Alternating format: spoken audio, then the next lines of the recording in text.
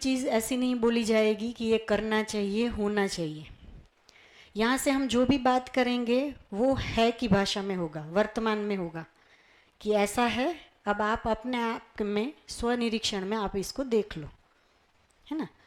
तो जैसे जैसे कंटेंट आगे बढ़ेगा तो हम ये भी बात करेंगे कि जितना भी हम अपने आप को देखें एक ह्यूमन बीइंग की तरह, और अपने आप आसपास जो भी हम कुछ देख रहे हैं सारा कुछ जो है वो नियम के अनुसार है ना। सिर्फ एक मानव ही ऐसा है जिनके ऊपर कोई नियम लागू नहीं होता। क्यों? मानव के ऊपर नियम एक जैसा क्यों लागू नहीं होता? हम में क्या अलग है जी? हाँ, स्वभाव। और भी कुछ है हमारे पास?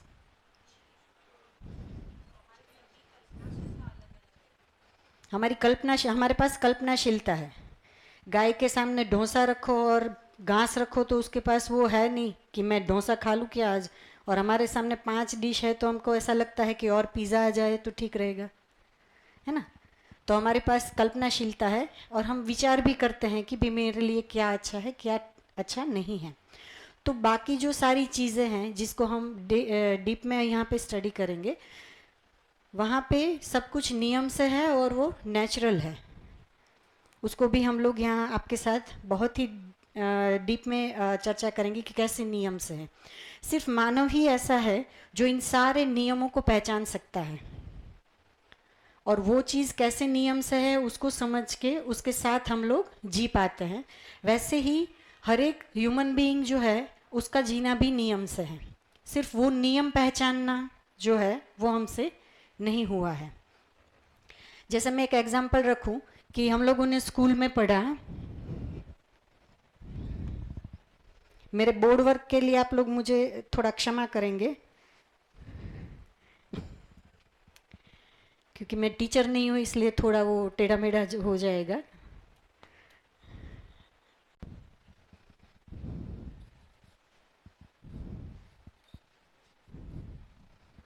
ये हम सबको पता है, बच्चों को भी बताएंगे तो पता है ना। मैथ्स के सारे नियम या फिर साइंस के सारे नियम कि पानी का जो बॉइलिंग पॉइंट है वो क्या है, तो क्या हम यहाँ जो आंसर लिखेंगे और अमेरिका में कोई स्कूल में ये पढ़ाया जाएगा वो दोनों एक ही है या अलग अलग है? चाहे हम यहाँ डीसा की इस स्कूल में पढ़ाए या फिर ऑक्सफोर्ड में जाके वहाँ के बच्चों को पढ़ाए, ये सारे नियम एक ही है। क्यों ये एक ही है, या फिर हम लोगों को कैसे पता चला ये एक ही है?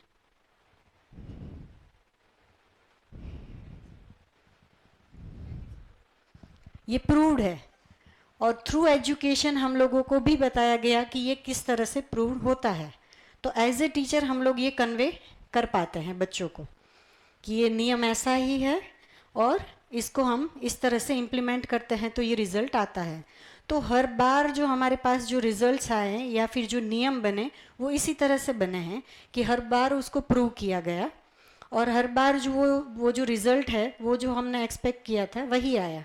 इसलिए हम थ्रू एजुकेशन ये पढ़ा रहे हैं, और एजुकेशन में वही सारी बातें होंगी जो प्रूव्ड है। कोई भी ऐसी चीज़ जो प्रूव्ड नहीं है उसको एजुकेशन में पढ़ाया नहीं जा सकता, ये भी हम सबको पता ही है।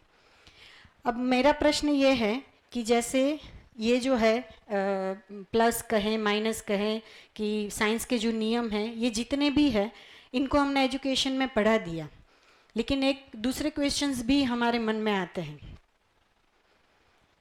कि जैसे मैं कहूँ कि मैं अपनी बेटी के साथ डील कैसे करूँ, वो टीन एज में है, वो एजुकेशन में आया क्या? मेरा जो कॉन्फ्लिक्ट है मेरे हस्बैंड के साथ या मेरे इन लॉज के साथ, उसको मैं रिजॉल्व कैसे करूं? क्योंकि उसके लिए कोई नियम नहीं है ना। तो वहाँ पे हमारी समझ क्या बनी है कि भाई सबके स्वभाव अलग होते हैं, सबकी परिस्थितियाँ अलग होती है, तो कोई भी इंसान कोई भी परिस्थिति में अपने स्वभाव के अनुसार प्रस्तुत होता है, तो इसके लिए कोई नियम नहीं बनाया जा सकता। ये हमारी सबकी समझ बनी हुई है। और मैं एक और उदाहरण ये रखना चाहूँगी, जैसे मेरे घर का कंप्यूटर ख़राब होता है है ना। तो मुझे इतना बेचैनी नहीं होता कि भाई कंप्यूटर ख़राब हो गया, अब मैं क्या करूँगी। क्यों नहीं होता? क्यों इतना वो नहीं होता कि भाई कंप्यूटर ख़राब हो गया, ये सबसे महंगी चीज़ थी मेरे घर में और ये ख़राब हो गया है, तो अब मैं क्या करूँगी। उसको लेके इतना वो बर्डन नहीं रहता हमारे मन में। क्यों नहीं होता जी? कोई है एक्सपर्ट, वो आके उसको रिपेयर करेगा और वो चलने लगेगा। लेकिन मेरे घर में जो संबंध बिगड़े, उसको रिपेयर करने के लिए कौन एक्सपर्ट आएगा? तो वहाँ पे हम कैसे करते हैं कि भाई सहनशील बनो, जो जितना सहन करेगा उतना उसका संबंध जो है वो टिक जाएगा, है ना। तो मैं ध्यान ये दिलाना चाह रही हूँ कि जितनी भी भौतिक चीज़ें हैं, जैसे पारस भैया ने भी शेयर किया, तो भौतिक चीज़ों के साथ हमारा जितना भी जुड़ाव है या उसके साथ जितना भी प्रॉब्लम्स होता है, उसके लिए हमें पता है कि कोई ना कोई एक्सपर्ट है और वो आके वो सॉल्व कर देगा, इसलिए इसमें हमें इतना वो हड़बड़ी नहीं रहता।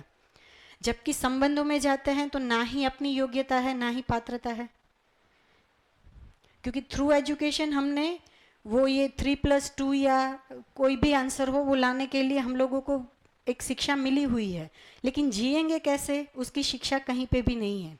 जैसे आज के टीन एज के जो बच्चे हैं, उनको आप पूछो तो वो बताएंगे कि शादी नहीं करना है, ये कंक्लूजन आया हुआ है।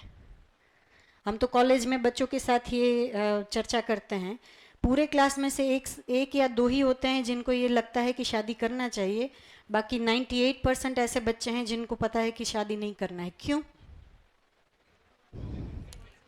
हम लोगों को जीते हुए देखा है ना, कि रोज़ रोज़ ऐसे लड़ाई कर करके क्यों अपनी ज़िंदगी ख़राब करें, और सॉल्यूशन तो पूरी ज़िंदगी निकलता ही नहीं है। फिर हम ज्ञान क्या देते हैं, बेटा ऐसा ही होता है, जो सहन कर गया वो जी लिया, है ना।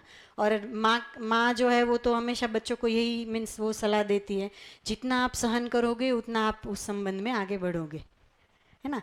तो बेटी भी ये बोलती है कि भी मैं क्यों सहन करूँ, इससे अच्छा मैं शादी ही ना करूँ, है ना।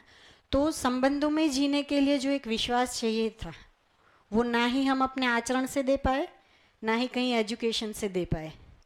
एजुकेशन से हम ऐसा नहीं बोल सकते कि भाई ये खराब ही है, लेकिन एजुकेशन से हम बच्चों को वहाँ तक पहुँचा पाए कि आपकी जो भी भौतिक ज़रूरत है उसको आप अपने से पा सकते हो, चाहे वो लड़की है या लड़का है ना। तो पहले के समाज को अगर हम देखें तो वहाँ ऐसा था कि भाई लेडीज़ जो थी वो डिपेंडेंट थी पुरुषों के आय पर या उस परिवार पे, तो वो संबंध हमें टिके हुए दिखते थे। आज ये भी नहीं रहा, है ना। तो पूरा जो लेडीज़ है वो भी कमा सकती है, हम भी वो सारा काम कर सकते हैं वो जो एक पुरुष कर सकता है।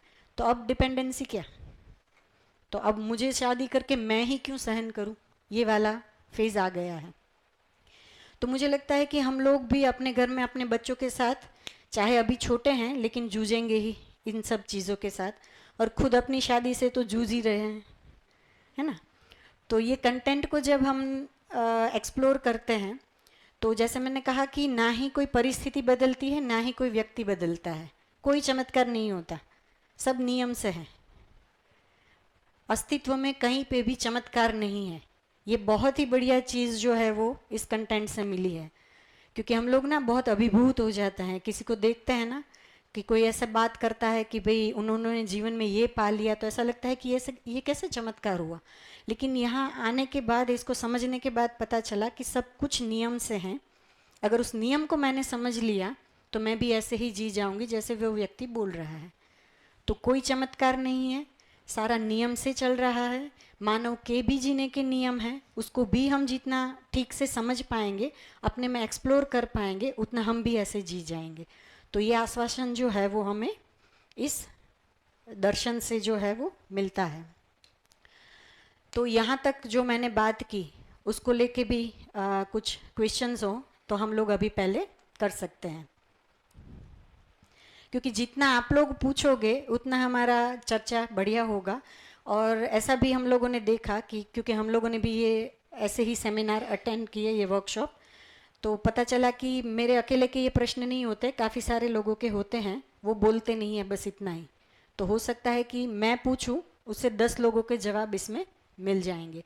तो ऐसा ये जो पूरा कंटेंट है, उसको लेके मैंने जो भी प्रस्तावना आपके सामने रखी कि ये क्या है और किस तरह से हम इसको रखेंगे और इसमें क्या होगा क्या नहीं होगा। तो इसको लेके कुछ भी प्रश्न हैं तो आप पूछ सकते हैं। जी, सर को माइक देंगे। हेलो जी सर। हेलो, जय श्री राम। मैडम मेरा प्रश्न थोड़ा लंबा होने वाला है। कोई बात नहीं। एंड मैं अपने प्रश्न में आने से पहले I want to put some instances. तो आई रिक्वेस्ट यू ऑल कि प्लीज़ काइंडली आप थोड़ा सुनने के बाद किसी को अच्छा लग सकता है, कोई किसी को मुझे पागल भी लग सकता है, any how, but this is out of my experiences in the last 47 years. तो मैं एक एक इंस्टेंस आपको दे रहा हूँ। पहला इंस्टेंस है मैडम, फिर मैं अपने प्रश्न पर आऊँगा, ठीक है? और ये जो इंस्टेंसेस है सब साइंस रिलेटेड है, रिलेटेड टू फिजिकल वर्ल्ड है, तो it will be more concrete rather than abstract. Madam, हम इधर खड़े होके एक पेड़ से एक देखते हैं कि एक पत्ता गिर रहा है ना। वो पत्ता जब गिर रहा है और हम जब आंख मूंद लेते हैं तो हम सोचते हैं कि पत्ता गिर के वो पेड़ के नीचे ही आएगा, वो हमारे एक दिमाग में बैठ जाता है। बट एक छोटे से हवा का झोंका आके उड़ के लेके भी जा सकता है। So there is a big difference between what मैंने क्या सोच लिया है और क्या हुआ है, बिकॉज इंफॉर्मेशन पास होने में बहुत गैप रह गया है। नंबर 1। नंबर 2, हम रात को बैठ के देखते हैं कि ये तारा चमक रहा है, बट वो तारा बिलियंस ऑफ इयर्स का डिफरेंस है हमसे। नाउ एक वो इंफॉर्मेशन जो आ रहा है that is through light, and light can travel in 3 times 10 to the power of 8 meter per second, precisely 2.99। तो वो आने में तो कई साल लग गया, और शायद वो तारा अभी तक है ही नहीं, वो तारा खत्म भी हो चुका है। So that is an illusion, false thing, what we are saying. Next example, today's date in the Caltech University, they have a big prodigy, Richard Feynman, उनके बाद है स्टीफन हॉकिंग्स, एंड उनके बाद है Machu Picchu. Now they have work, Machu Picchu has worked on string theory under Stephen Hawkings, और with this black hole concept अगर आप इसको पढ़े होंगे। And now the evidences from the most powerful telescope in the world which is Hubble's telescope, आज वो लोग मान लिया है कि फर्स्ट थिंग, ये जो बिग बैंग थ्योरी था ये टोटली फॉल्स है। और अभी वो मान लिया है कि every moment universe is being created और वो खत्म हो रहा है। So now they have said, इतना बड़ा प्रोफेसर पीएचडी वाले, they have said that we are living in illusionary world. ये सब जो दिख रहा है ये सब इल्यूशंस है, कुछ भी, एवरीथिंग इज फॉल्स। इवन अगर हम थोड़ा और पर्सपेक्टिव में आए, लेट्स टॉक अबाउट, हम लोग सबको मालूम है कि इन्फिनिटी क्या है। हम बोलते थे कि इन्फिनिटी सच, पहले तो इन्फिनिटी हमारे दिमाग में बिठाया गया था, it's dangerous, it is illegal, but there was even a talk that the man who knew infinity who was Ramanujam, क्योंकि इन्फिनिटी जिसको लगता था कि ये कुछ है ही नहीं, एक्चुअली कुछ है, because some of the honorable means respected PhD physics teachers are there. If we say अगर हम 1 से ऐड कर,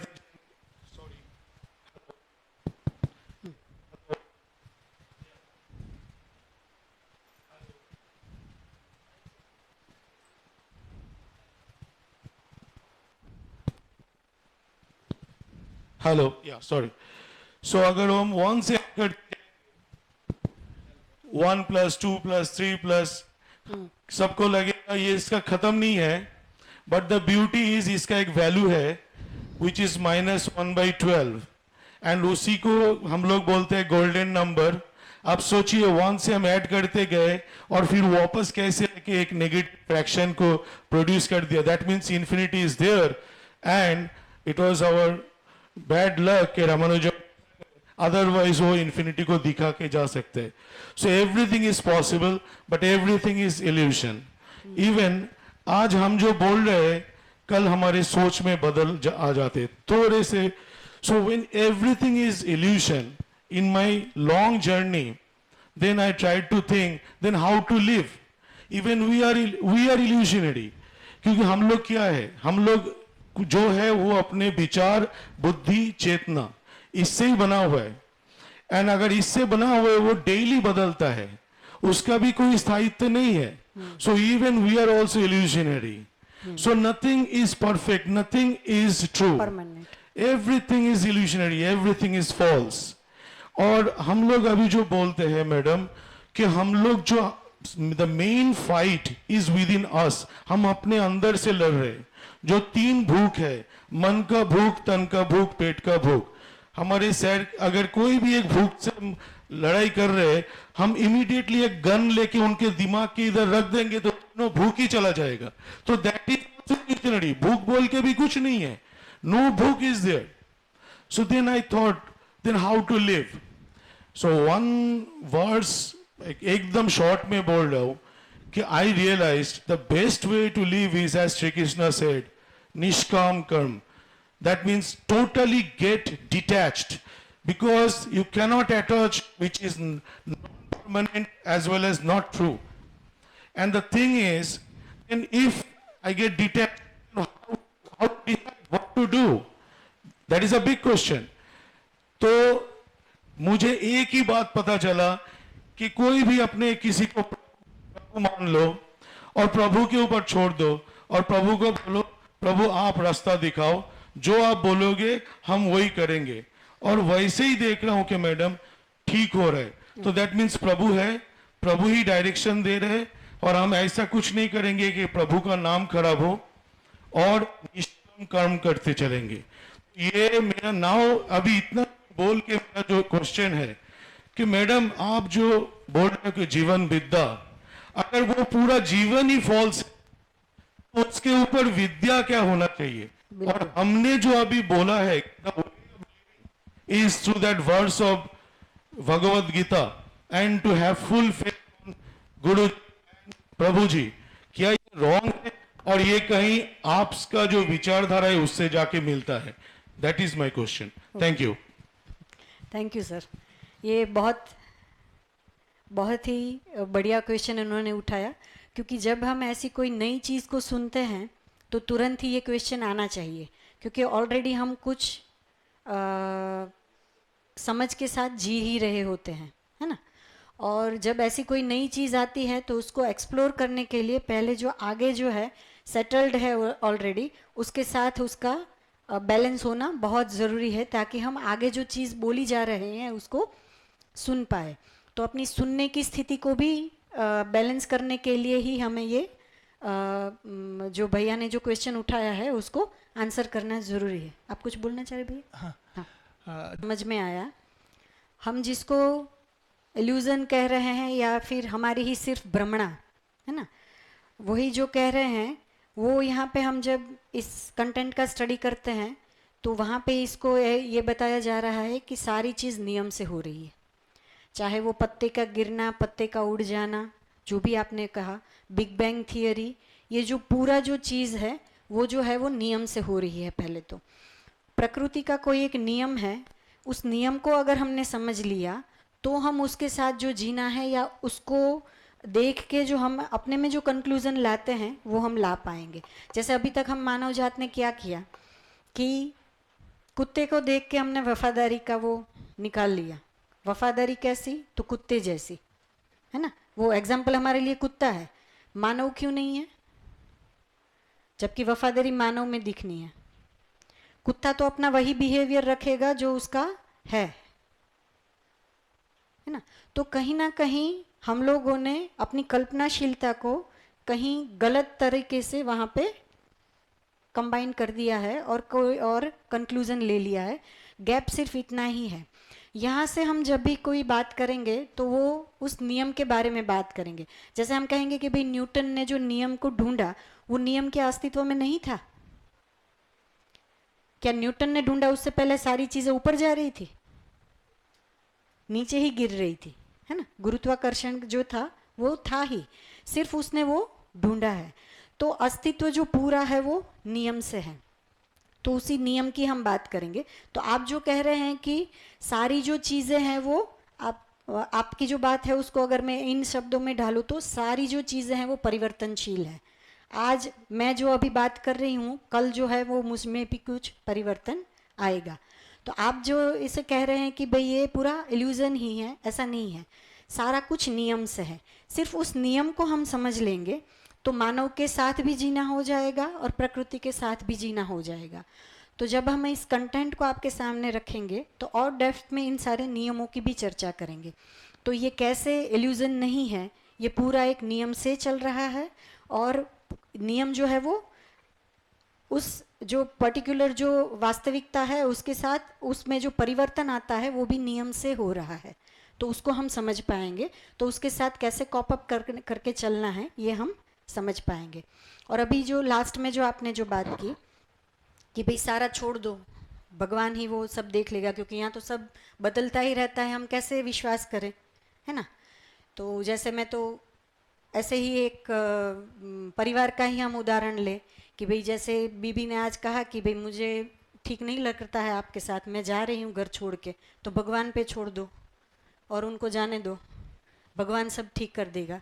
ऐसा हम नहीं करते हैं, हम उसको रिजॉल्व करने की ट्राई करते हैं, है ना?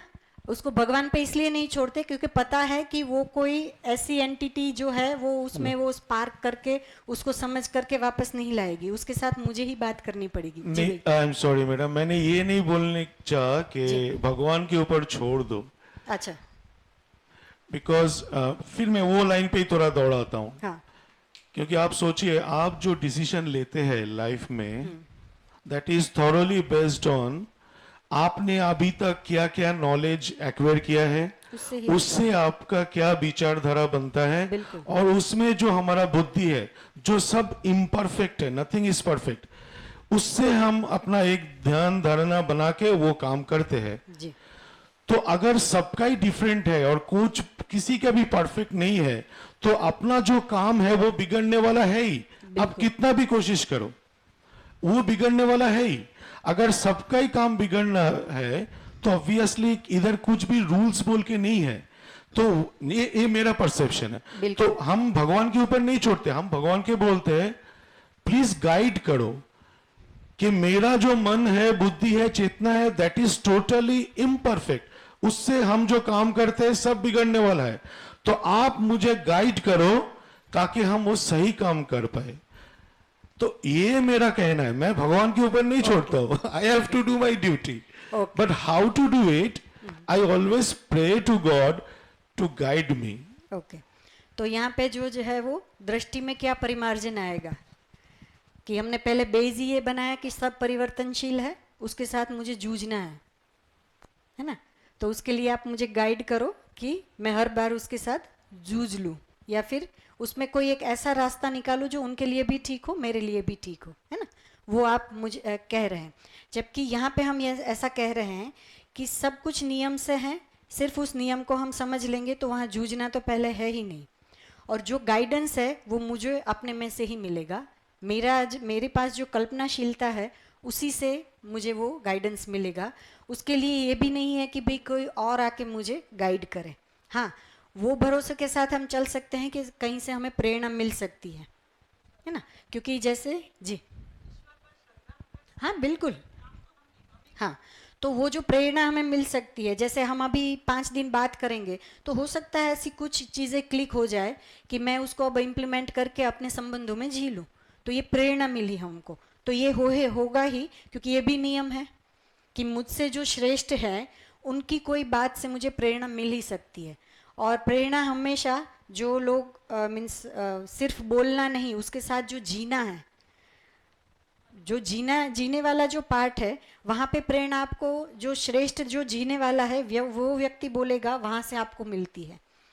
तो ये प्रेरणा हमें हमेशा मिलती है जिसको हम गाइडेंस के रूप में हम ले सकते हैं और इसको हम इम्प्लीमेंट कर सकते हैं।